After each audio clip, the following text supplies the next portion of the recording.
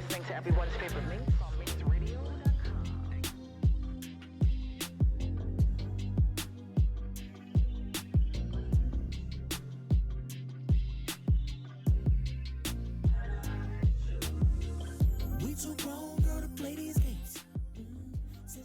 Okay.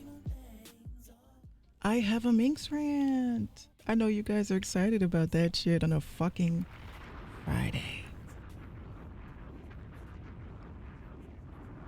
Okay, so first I want to show you the video that I'm going to rant about, and then we can go from there. Okay, so here we go. Let me take this out, and we're going to show my screen. Awesome. All right, so ears. Today, your favorite NYC radio DJ woke up mad as at himself because they continue to play music that targets a demographic that does not listen to radio. If you have any idea why or why not they continue to do this, let me know in the comment section below. If you saw my previous video, I broke down who still listens to terrestrial radio. People between the ages of 43 and 55 that own vehicles, while there are a splash of 35-year-olds that listen to terrestrial radio. But for some reason, the corporations, not the DJs, the corporations who are allowed to own at least 6 radio stations in one particular market, when it comes to urban music, they continue to target a demographic that does not listen to radio. As a matter of fact, let's look at the Nielsen ratings of radio in New York City. On the left, we have the station call letters. On the right, we have PPM, or the percentage of the population that tuned into the station for at least 5 minutes. Here, Hot 97. Here, Power 105.1. Neither station cracking the top 15 in the tri-state area, getting roughly around 600,000 people that listen to their station for at least 5 minutes. If we scroll up to the top, look who's at number 4. WBLS coming in at 5.3, which gives them roughly 1.2 million listeners. Again, this is not an attack on the DJ, but a message to the corporations. Stop pushing the improper programming that targets an audience that does not listen to radio. Based on these numbers, I guess it's better to be a dinosaur than a cockroach. Today, your favorite.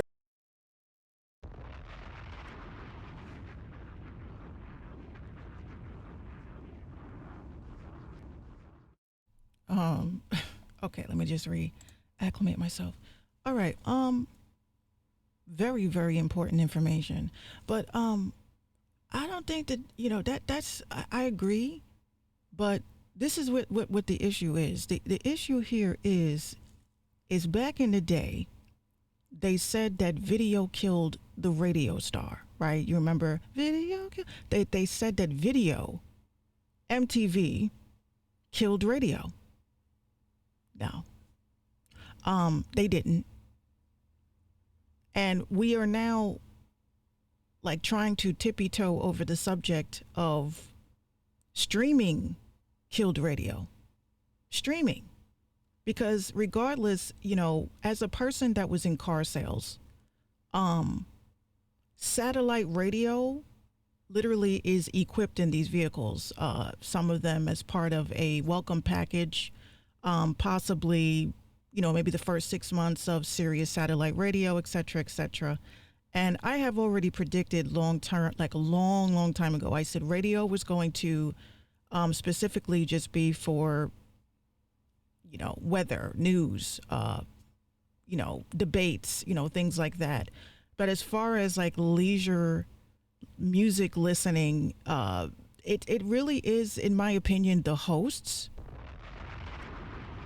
So, I mean, it's like the corporations are not giving the hosts a chance, right? They're not giving the hosts a chance to present their platform, to build, a relationship with people like us, in my opinion. We have a bunch of amazing podcasts, a bunch of podcasts that are like radio shows. And even for myself, when I began the Minx Show podcast, I was literally pitching it to satellite radio and things like that. That's a different story. But again, they're not giving us a chance to be able to present our ideas, to bring it to radio. It's a gatekeeper society. I believe that if they gave a lot more radio hosts online a chance to get on those airwaves, I think that it could revive urban radio. But I believe like the listeners have to be the ones to advocate for us as the hosts. And of course, it would be a difficult thing, especially with this world that we live in of people that don't have their music cleared.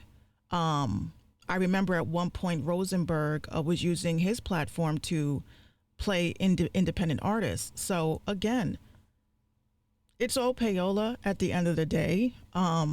This is why people like Funk Flex, hate to name drop, but he's still relevant because he still carries on this I put people on shit. If you remember The Tunnel, he was putting artists that were kind of up there, but that was like one of the best like compilation albums that ever came out, with putting us on the radar. When I say us as an urban artistry, putting us on the radar. He's not doing that shit.